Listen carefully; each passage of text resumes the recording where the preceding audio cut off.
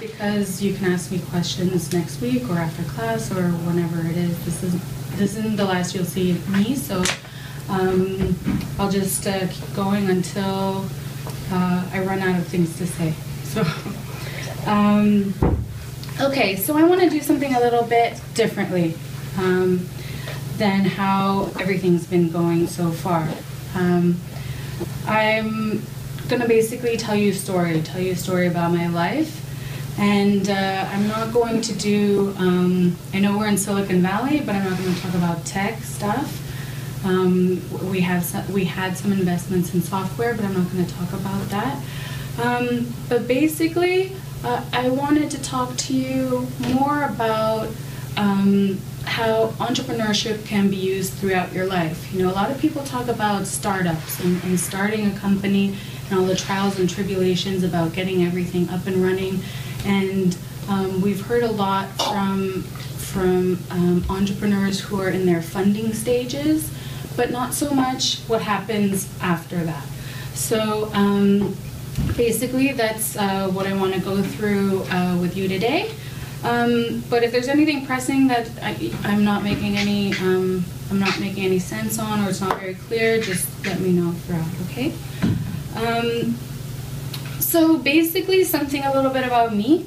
I first came to Cal about 15 years ago, and I didn't study anything in business. I wanted to be a clinical psychologist, and then I was in a research project, and I realized that I didn't have the patience to deal with the patients, and so I had to figure out, you know, what I was going to do with my life. So I wanted to switch to astrophysics, but my father told me that, you know, are you telling me you're going to stare at the sky for the rest of your life? You know, you'll never make any money. So I decided to get a telescope, and then I took a quick base program here at Haas, 9 units in the summer.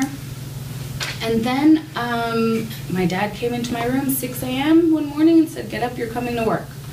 So I went to work for the family business, and so I did that through 2010, and I had started our own family office at that time, and I've been working for that company, managing the whole umbrella of investments since 2010. So this is what I do. This is a brief list of the industries that I've been involved in, am currently involved in. So energy, my father started a black oil petroleum company originally, basically a gas station for the seas. So whenever ships came into port, gas them up, and so cruise ships, container ships, car carriers, etc. And he moved into crude oil, gasoline, jet fuel, etc. A whole bunch of different kinds of oils. And he started a software company that eventually went public in India. And throughout that time, he and my mother were very involved in real estate, commercial real estate. Originally, they started off with apartment complexes, a lot of commercial in the U.S. And then transportation, we had a oil barging company. We built Panamax oil tankers, and they were sailing. Just quick skip break. Okay.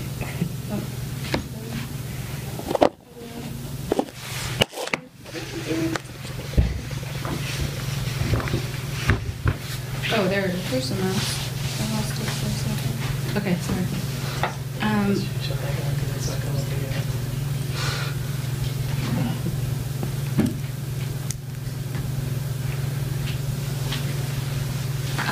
Okay.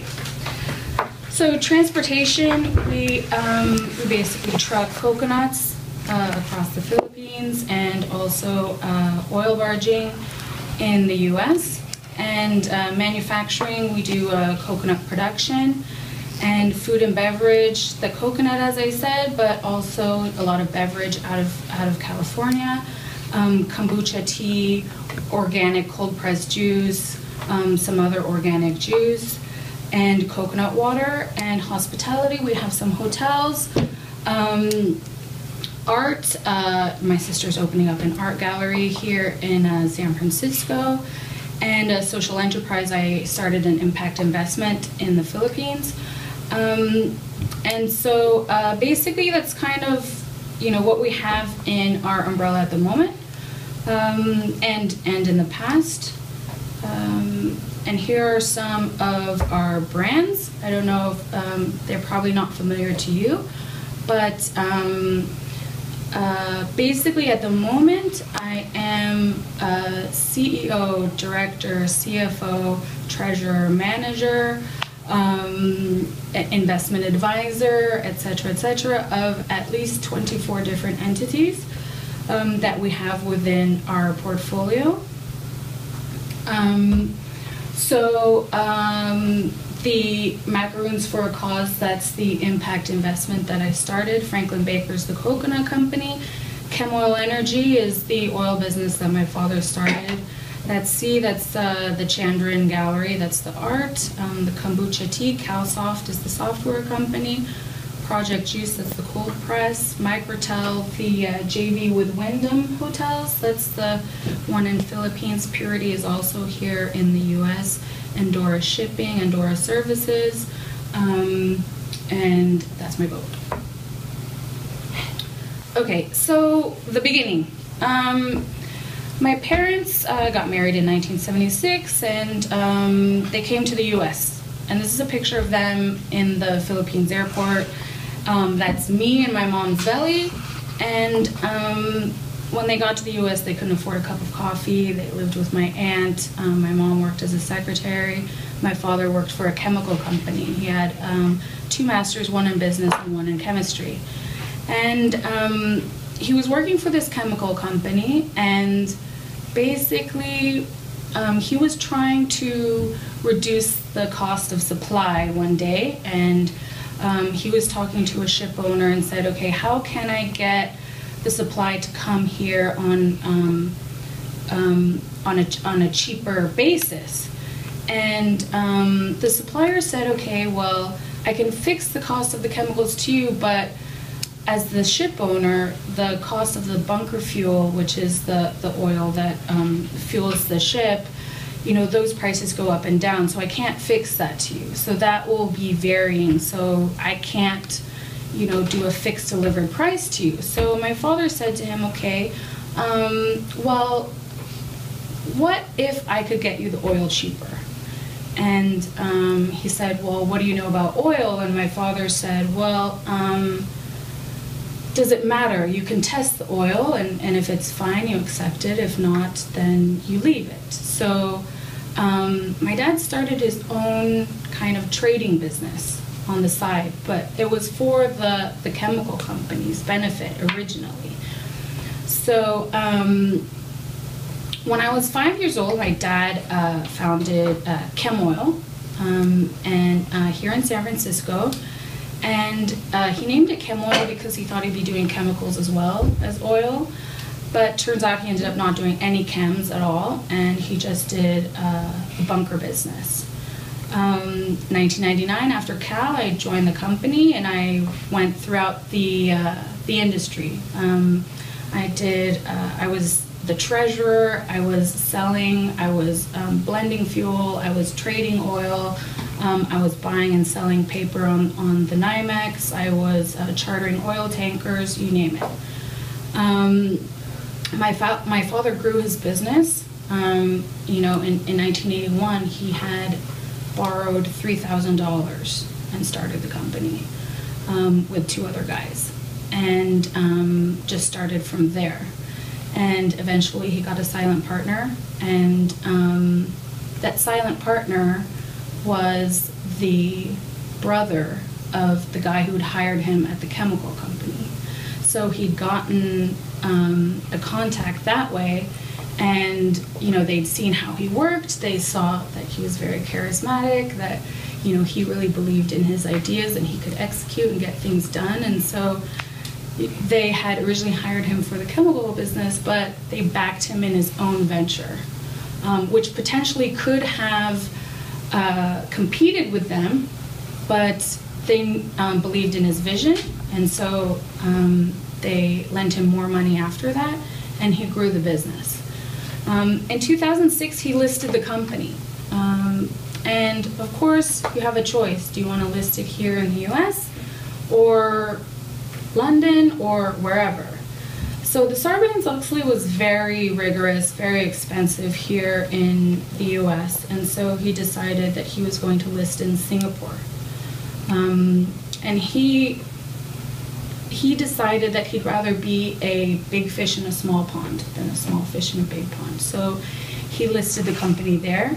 And this was his move towards Asia. I just moved here. I've been living in Singapore for the past 5 years. But this was his move towards Asia, and so he bought Franklin Baker, which is the coconut company in the Philippines. He wanted to start building a footprint there. My father's from India, my mom's from Philippines. He also changed his citizenship to Singapore as well, and told my mom, okay, well, we're going to build business in Asia, and we're going to go back to our roots, and that's where all the growth is anyway, and we're going to eventually retire there. So he started buying a whole bunch of different businesses, Franklin Baker included. In 2007, he was recognized as Entrepreneur of the Year. And in 2006, I started going to Singapore because I was a director of the oil company. I had my day job there. I was trading oil tankers at the time, but I was also a director, so I started going to Singapore for all the board meetings. And once your company is public, it's a whole other animal, right? I mean, my father started the company with 3 people originally, and you always think of it as a family business, a really small entity, but you have a lot of governance that you have to go through and public announcements that you have to make, etc. So if anybody ever wants more information about that, we can go into that some other time. But in 2008, the company listed in December 2006. And my father was doing very well. He was growing his business exponentially. But in 2008, he was killed in a helicopter crash at the beginning, January 2008. So I had to quit my job, my day job at the company, and manage the estate, manage his businesses, and all the legacy things that he had left behind, all the loose ends. So basically I had to deal with a whole bunch of lawyers and deal with probate and wills and trusts and all kinds of things. But my father was a genius, and everybody looked to him for direction, and all of a sudden everybody was looking to me. So I had a public company. The stock price was going in the toilet because the founder and CEO was just killed. And, the news was all over the world. Reuters had gone all the way around. And so at his funeral, rather, I was told that I had to get him replaced the next morning. So, let's just say it was a crisis management kind of thing. And obviously it was very difficult for our family. I lived at home and I worked for my dad, and we drove to and from work together, so it was really difficult for us. But you have an obligation to your shareholders, to all the people who believed in you. Well, my father and his business, all the stakeholders, all the employees, all of their families, etc. And my family as well. Were relying on us to kind of keep things moving.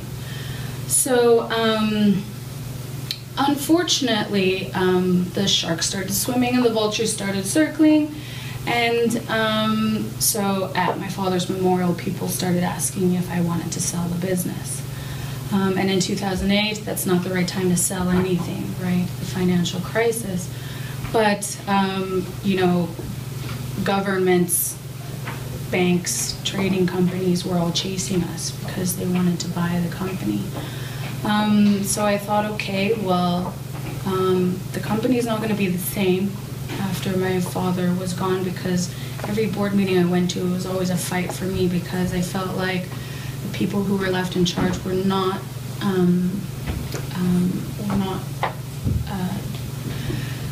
doing what I felt was in line with my father's vision. So it was really frustrating and heartbreaking for me every day I went into the office because the company was changing a lot. So I thought, okay, I'll try and preserve my father's legacy, my father's life's work. And so I ended up selling the company in 2010. It took me a year and a half to negotiate with, as I said, state-owned entities, banks, trading companies, etc.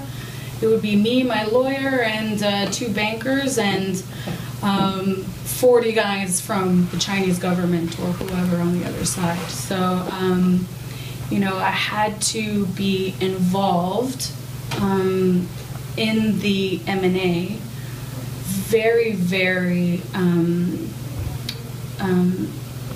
I had to stay on top of everything, absolutely, because at the end of the day, let's say the government of China wanted to sue for retribution that we were misrepresenting the company, then they'd be suing my mother. We no longer had a legal team. We were no longer part of a big company. So what were we going to do? So I had to read through all the contracts, do all the negotiating myself. So after that, you know, what do you do with yourself? Right? My whole life I'd been with this energy company.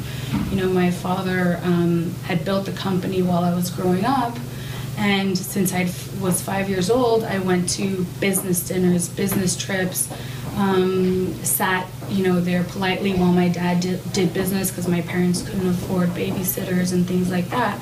So I'd been around this company practically my whole life. What am I going to do with myself? So I took all the other companies that my father had, you know, still had in the portfolio. And so now I took the liquidity from the sale of the energy company, and we just invest in other things. So I'm in a very fortunate position. I'm the luckiest person I know, that I can invest in whatever I like. Whatever is cool, whatever I think is viable, whatever I think is going to grow and make a difference.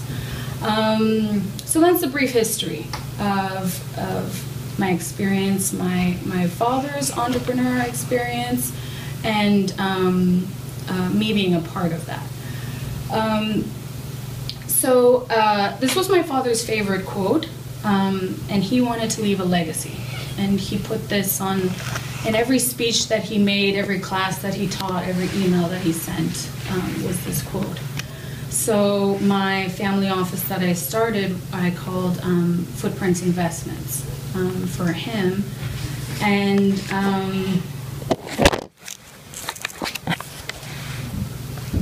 you know, once you're out of a company that you've been involved in your whole life practically, once an entrepreneur, you're always going to be an entrepreneur. So what do you do when you're no longer in a startup? Even though Chemoil Energy had grown and gone IPO, my family still looked at it as a startup, as a small company. But what do you do after that? You know, one thing that people don't talk about normally is you don't have to be in a startup to act like you're in a startup. Franklin Baker, which is this coconut company that my dad had bought, he bought it from Kraft Foods. Kraft was no longer interested in being involved in the upstream anymore. And they were producing desiccated coconut in the Philippines and shipping it to the US. So the predominant customers are Kellogg's, Hershey's, Cadbury's, a lot of confectionery, a lot of cereal, baking, that kind of thing.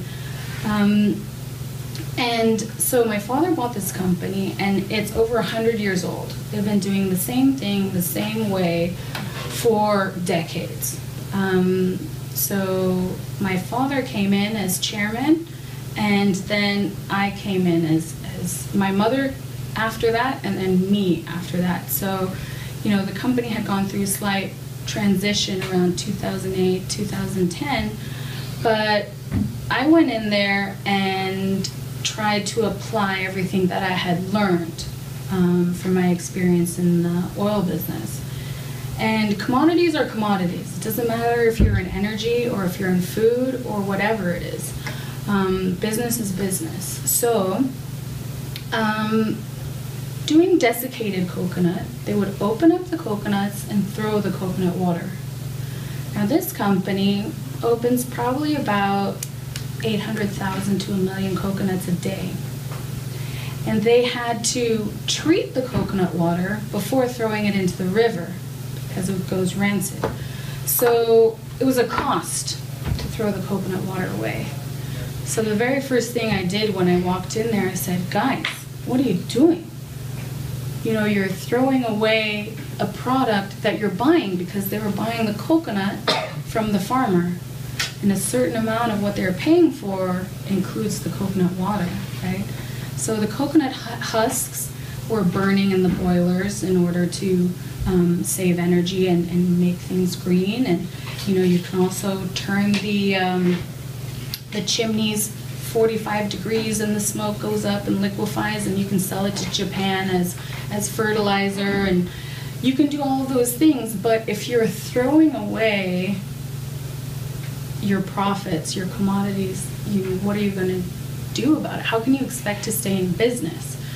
So especially now, since coconut water is extremely trendy and everybody's on board with, you know, the electrolytes and the vitamins and minerals and keeping hydrated, etc.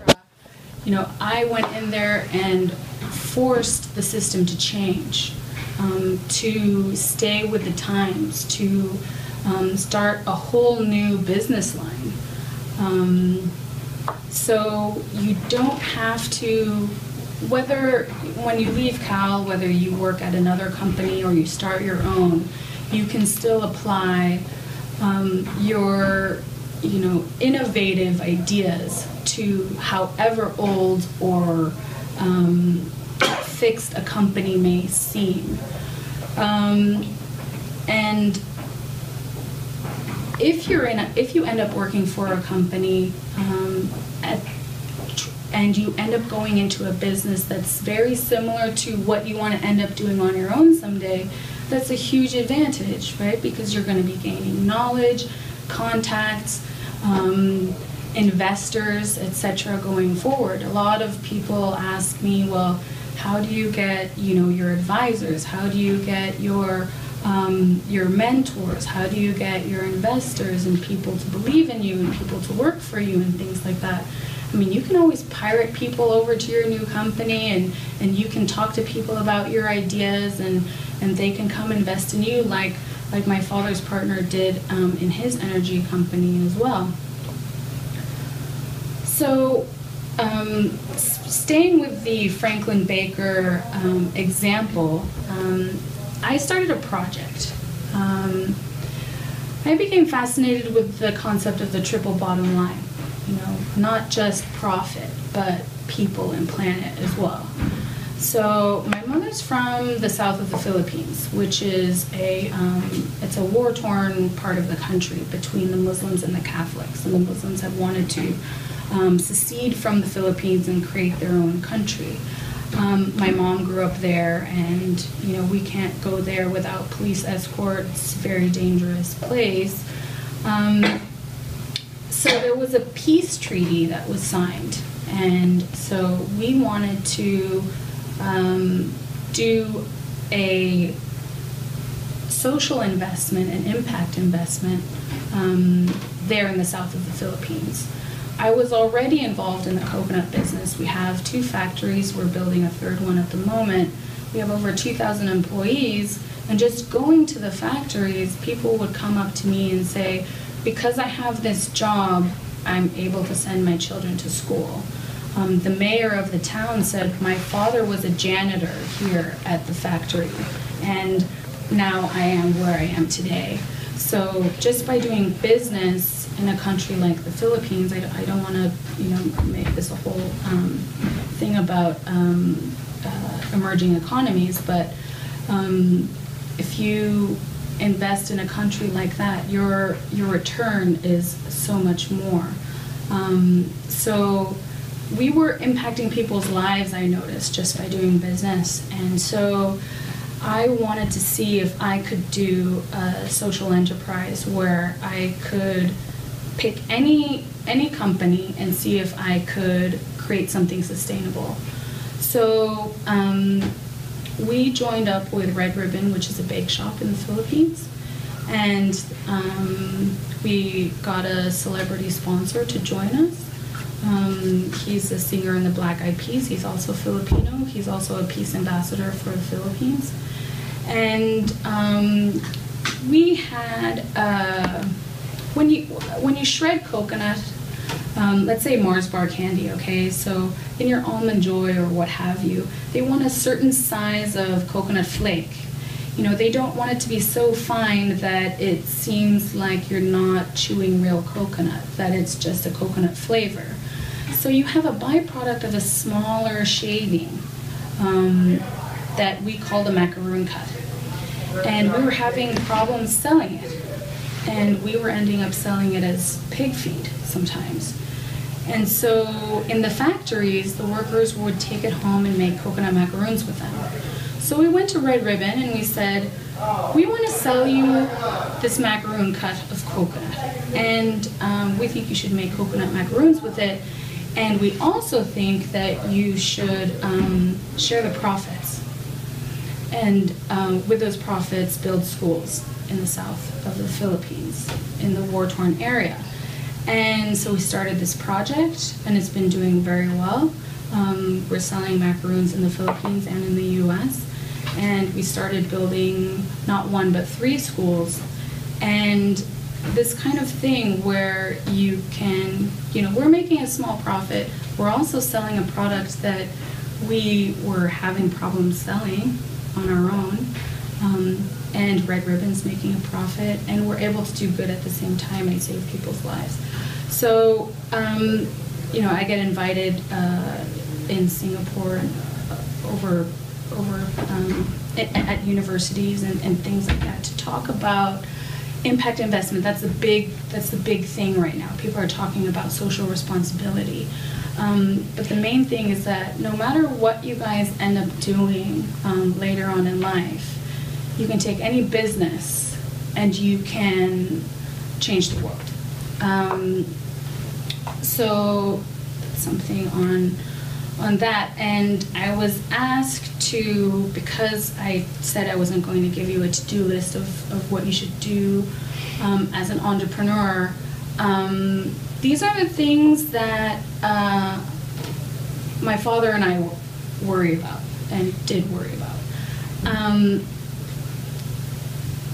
You know, when you have people who work for you, their loyalty is so much more than that. Basically, they're putting their livelihood in your hands and their family's livelihood in your hands. And they believe in you. They believe in your vision. They believe in what you're trying to do.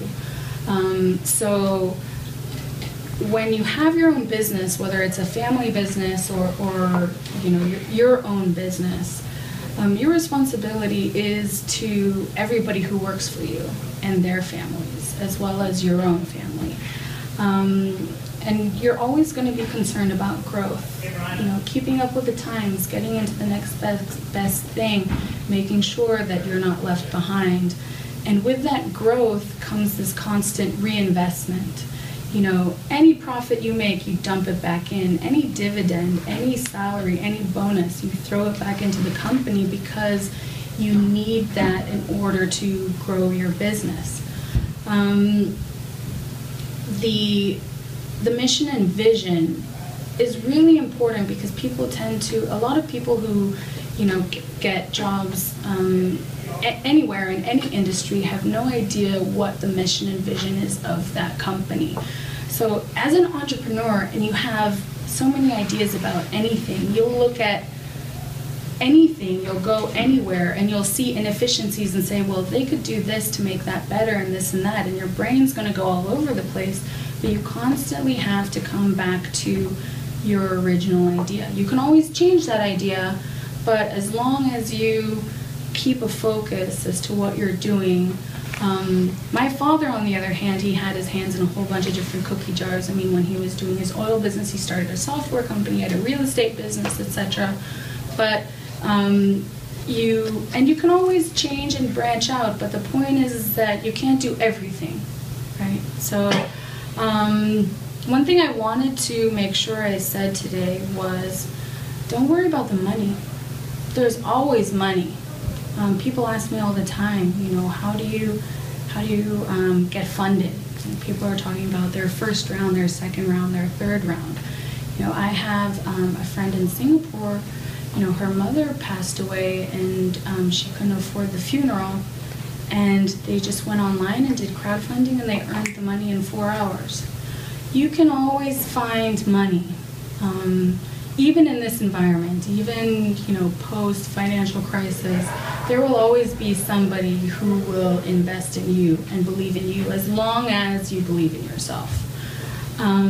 So I used to be very paranoid about talking about ideas, my father's ideas. He would go around the world and tell everybody everything he was thinking at all times. I'd say, like, don't give away the secrets, you know, but you have to share your ideas, and when you get the excitement going, that's when an idea will come to life. So I just wanted to leave you with that. And just as a reminder, if anybody is interested in any of these industries going forward, or anything at all related, just let me know after class, or send me an email. And that's it.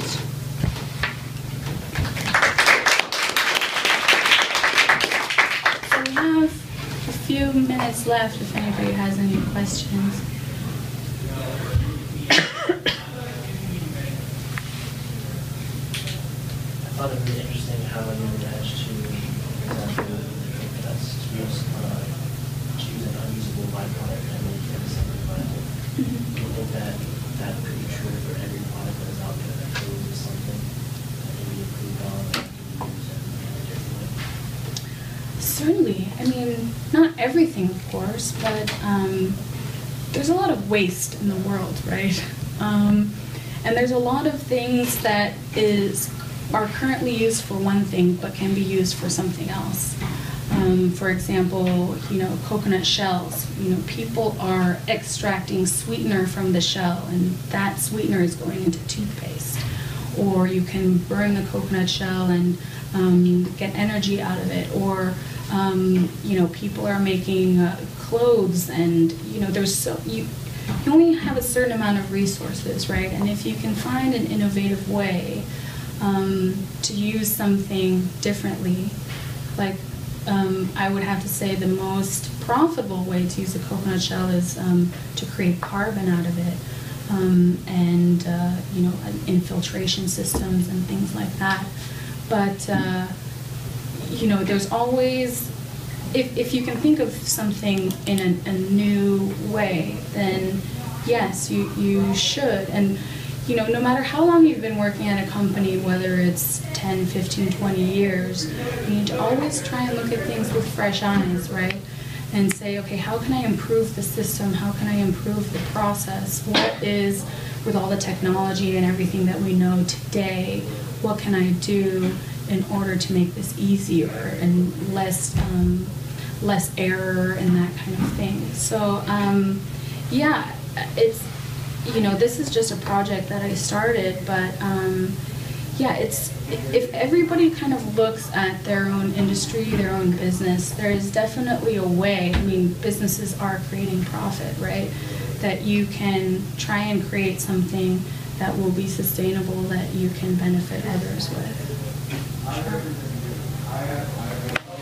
Other questions? So this question is basically related to funding, with what we talked about. And my question is, like, I mean, right now we live in an era where just like startups involved for the most part, like doing something technological, right? What about food? I mean, when you try to pitch your idea to investors or to people about like doing something with food, do you think, like, and especially food related to social enterprises like yours, do you think that's harder for people to buy it, to believe in that type of businesses of ventures? Or No, not at all. I mean, food slash agriculture is the biggest thing right now. You know, as the human population is growing exponentially, our dependence on agriculture, let alone our food's dependence on agriculture, right, all the meat that we're consuming, it's becoming a very rare commodity going forward. So food, and you look at the United Nations, they've determined that they want to feed everybody in the world and to eradicate hunger. You know, food is one of the basic necessities of life, no matter if you're living in a village or in a city. There are a lot of VCs, angel investors, you know, that kind of thing, who are all over it. For example, you know, the beverage company that we got involved in, the beverage companies that we have invested in here in California, we went through a beverage fund. Coca-Cola, Anheuser-Busch, so a lot of like big drink kind of companies have come together to try and find the next best thing, and invest in, you know, what is becoming popular going forward. But for example, I have a friend of mine who's started, you know, farming from a box, so a container, a shipping container, you can drop in the middle of Africa, and it can, from that container, you can farm 50 hectares and things like that.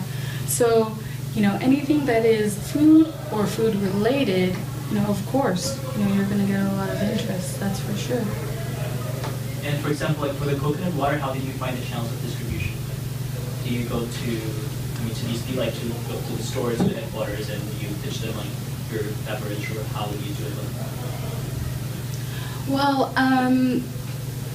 you have to have a brand, right? So basically, you kind of have to start, if you have the product like we do, everybody's going to come to us because they want it. Coca-Cola, Pepsi, Vita Coco, etc. All the big names are coming to us looking for coconut water. We don't have our own brand yet. We probably will eventually, but we're selling wholesale at the moment. Brazil doesn't have enough coconut water for their own country. They're selling to Vita Coco, and it's coming to the U.S. So we're selling coconut water to Brazil. They're coming to Philippines and picking it up from us. So we're selling wholesale at the moment, selling to Brazil, and we're going to be selling to all the major coconut water companies and we're partnering also with another coconut water company as well, starting a factory, partnering with them to not only do coconut water, but get into other products. Instead of doing desiccated, virgin coconut oil, coconut flour is when we're doing coconut sugar, which is great for diabetics. It's half the glycemic index as sugarcane sugar. So it's being served in hospitals in Philippines and things like that. So with a product like the coconut, you know, you can do so many different things. I could do desiccated, or I could do virgin coconut oil. Which am I going to make more money with? Probably the VCO right now is really big. So as long as you can adapt to your market, well, the market demand rather, then you'll kind of stay ahead. But at the moment, we're not going to stop everything and try and build a brand and I mean, that's one of the reasons why we got invested in other beverage companies, to learn about distribution, to learn about how the industry in general, and how beverage is being consumed all over the world. So, you know, you do your research, and you have your Band-Aid in the meantime until you can build your brand to become a household name at some point. 5 minutes, so nobody has another question. So when you sold your products company, then like, you feel like now or in the future you would maybe regret your decision, or wonder what else you could have done with it?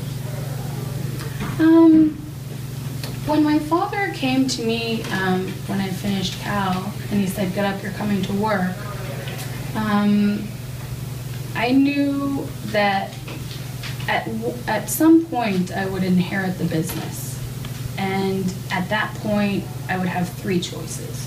Either I'd run the business myself, or I lacked the talent, but I still wanted to be involved, so I had to surround myself with people who knew the industry and knew the business, or I'd sell it. Now, in any of those three scenarios, I still would have to understand the industry and the business inside and out. I had done a presentation on crisis management about everything that happened around that time. And there were a lot of factors that went into it. When I did the deal, I cried for 3 days. It was like losing my father a second time. I've been around the business my whole life. But no matter what, no matter who was going to be in charge, it wasn't going to be the same. And I felt as though I owed it to my father and to the company to replace myself and my family, me and my mom, who were directors, with a powerhouse that could contribute more to the company. So I ended up selling to a trading company. I ended up not selling to the highest bidder because I knew that company's reputation was, when they bought into the businesses, they would gut out all the staff, all the top management. And I was really concerned about all the employees who had followed my father for up to 20 years. So I ended up selling to the second highest bidder. There's nothing you can do about it, right? You shouldn't live your life with regrets, but everybody has, seller's remorse to a certain degree. But you're always going to, I was going through grief and, so many other things. There was a lot of government conspiracy and a lot of other things that were happening at the time, and a lot of lawsuits, a lot of, things coming out from the woodwork, people saying that your father promised me this and that and the other thing, and the guy who had arranged for the helicopter had sued my mother for $100 million, and we were hemorrhaging money at the time and having to pay for lawyers and legal and trying to protect ourselves, and people we thought our friends were not really our friends and that kind of thing. So, there were a bunch of different things that were going on. A lot of people said, oh, well, you have so much experience in the oil business, it's a shame you're no longer in the industry. I could get a job anywhere if I wanted to, and still do what I love, or I can start a small business on my own. The important thing for me was, I just wanted to preserve my dad's legacy, everything that he had worked for until that point. And then now, my family is not so tied into one, all your eggs in one basket. When we were in that position, and I needed money, as an owner of a public company, you can't sell one share without there being a run on the stock. So I had to call up banks, I had to get a $10 million loan on the shares that I had in custody with a bank in order to try and pay for things and this and that. And it's one of those things that you can't sleep at night, and you have to make the big decision. My father used to say that he would be in the business until it was no longer fun, and he said that, and he talked about retirement, but we knew that he wouldn't retire until he had one foot in the grave, but as an entrepreneur, you're going to be attached to everything you build, right? But you have to be able to let it go when you need to in order to move on to the next thing, on to the next deal. My dad was a deal junkie, and you kind of have to be that way. You can't put all your skin in the game and leave it there. Otherwise, you're going to get eaten alive. You have to be able to move and adapt to the next best thing. Okay, that's it. Thank you very much.